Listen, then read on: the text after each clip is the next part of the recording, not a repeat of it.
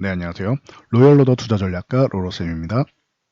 자, 이번에는 주식 투자자분들이 가장 실패하는 큰 이유, 주식을 왜 도박처럼 하는지, 그리고 주식을 왜 도박이라고 하는지에 대해서 확인해보고 어떻게 하면 성공적인 투자를 할 수 있는가, 이 부분에 대해서 확인해 보도록 하겠습니다.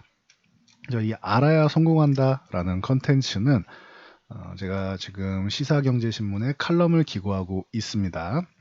두 번째 칼럼인데 매주 화요일 지면신문으로 5면에서 확인하실 수 있고요.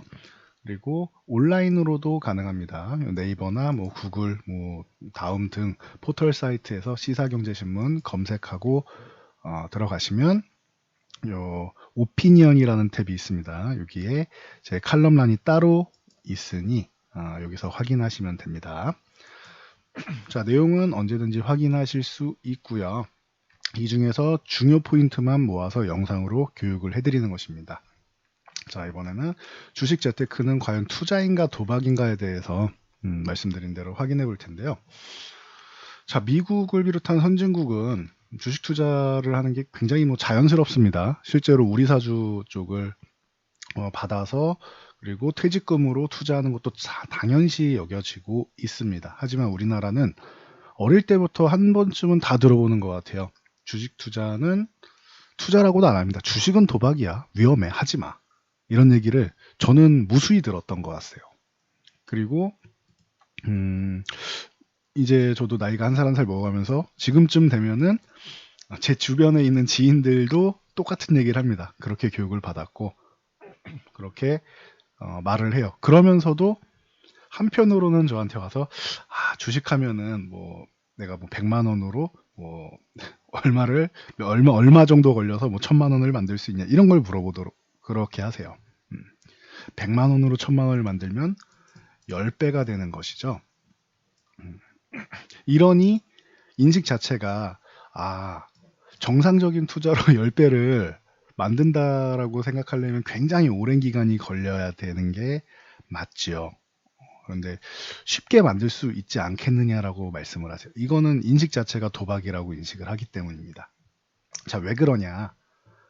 자, 우리나라는 전 세계에서 가장 빠른 속도로 경제 발전을 이룩했어요. 일제강점기랑 6.25 이후에 정말 가난하고 초토화돼 있었는데 이 원동력이 바로 근면성실이라고 많이들 평가를 합니다. 전 세계에서. 그래서 한국인 하면은 과거에 근면성실이 가장 대표적인 이미지였습니다.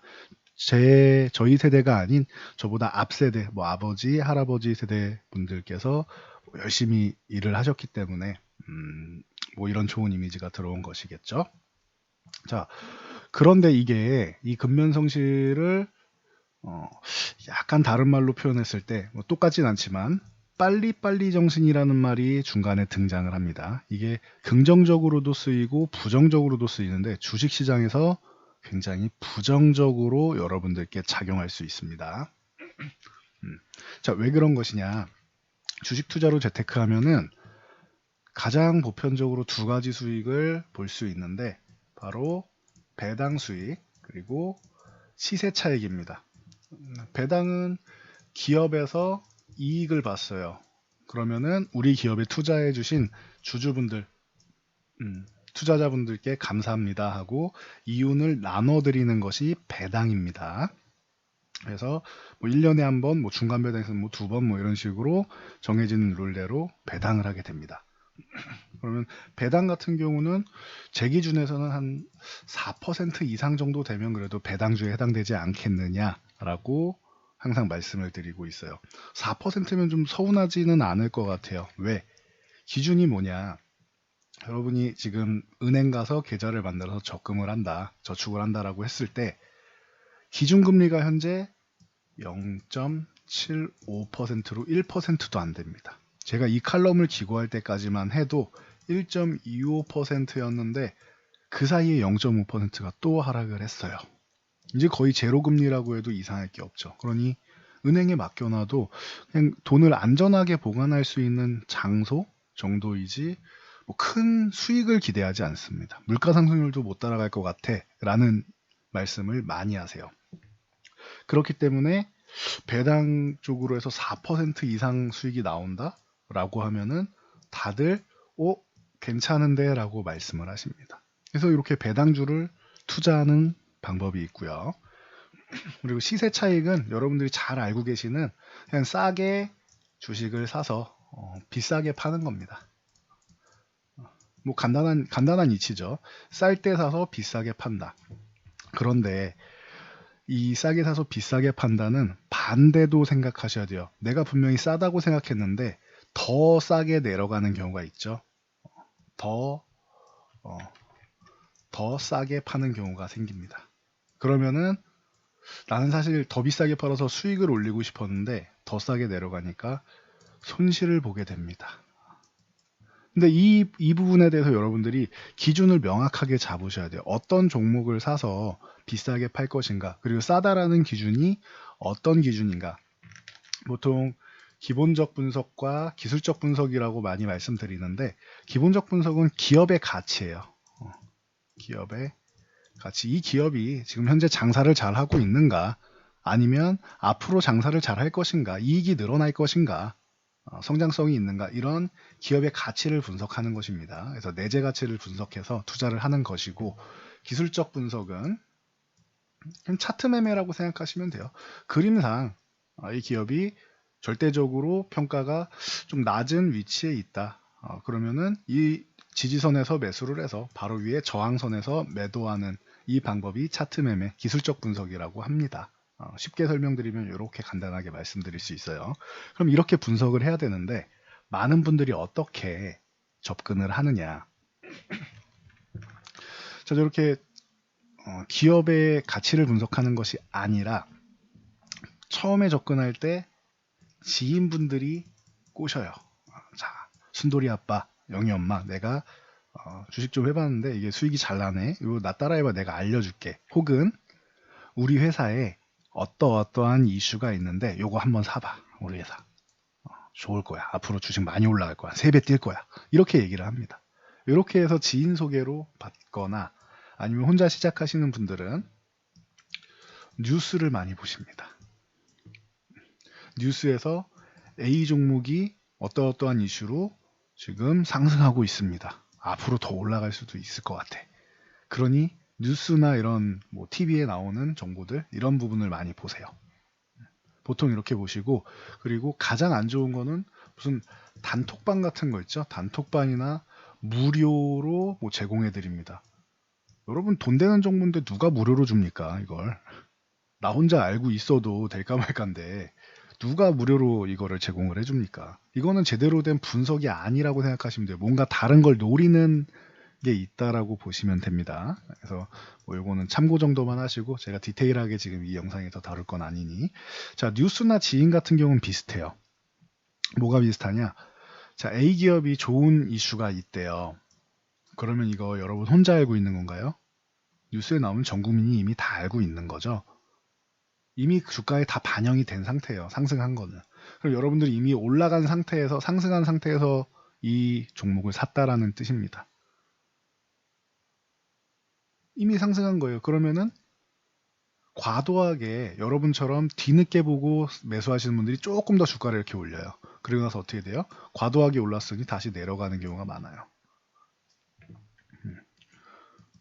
그럼 결과적으로 손실을 보게 되겠죠. 나는 너무 높은 가격에 샀으니까. 주식은 싸게 사서 비싸게 사야 된다면서요. 싸게 사서 비싸게. 이게 가장 기본적이고 누구나 알고 있는 정석적인 방법인데, 여러분들 애초에 살 때 비싸게 사셨기 때문에 손실을 보는 겁니다. 누구나 다 알고 있는. 지인분들이 말씀하신 것도 비슷해요. 이게 물론 정말 좋은 정보도 있을 수 있겠지만, 지인분들이 우리 회사 정보야 라면서 알려주시는 정보들은 대부분 남들도 알고 있을 가능성이 높습니다. 그 기업에 관심 있는 사람이라면 알고 있을 가능성이 높아요. 아니라면 내부자 정보죠. 이거는 불법이 됩니다. 일반적인 직원분들이 이 부분에 대해서 알기가 사실 쉽지는 않아요. 특정 부서에 있지 않는 이상. 보통 사장, 부사장, 회장, 부회장 정도 임원급 되시는 분들만 알 수 있어요. 근데 그런 분들이 여기저기 쉽게 이렇게 말씀하지는 않으세요. 그렇기 때문에 이것 또한 뉴스랑 똑같아요. 전 국민이 그냥 알 수 있는 거예요. 좀 주식에 관심 있는 분들이면 알 수 있는 정보를 지인분들이 알려주시는 거다라고 생각하면 됩니다. 뭐 가끔 예외의 경우도 있지만 대부분 그렇습니다. 그래서 이 방법이 굉장히 좋지 않고 뭔가 분석이 없잖아요. 우리 회사에 이런 정보가 있어. 오를 거야. 그러니 주식은 도박이다라는 말이 나오는 거예요. 자, 그러면은 어떻게 극복을 하고 어떤 주식을 사야 되느냐? 간단합니다, 여러분. 계속 말씀드리는데 앞으로 좋아질 것 같은 산업이 있죠. 과거에 좋았던 산업하고 앞으로 좋아지는 산업하고는 달라요. 우리나라 과거에는 뭐 건설, 철강, 조선 뭐 이제 막 발전하니까 주식시장도 발전하니까 증권 뭐 이런 쪽이 좋았는데 지금 다 힘 못 쓰고 있죠. 과거에 좋았던 쪽은.